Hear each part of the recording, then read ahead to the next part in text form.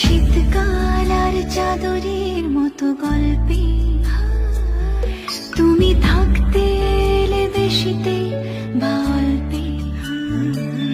একটা শীতকাল আর চাদরের মতো গল্পে তুমি থাকতে এলে বেশিতে বা অল্পে।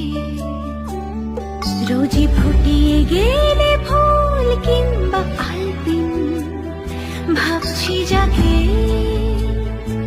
সে কি তুমি নও। একটা নাম না জানা বাড়ির পাঁচিলে, জানি দেখা না দিয়েও তুমি ছিলে।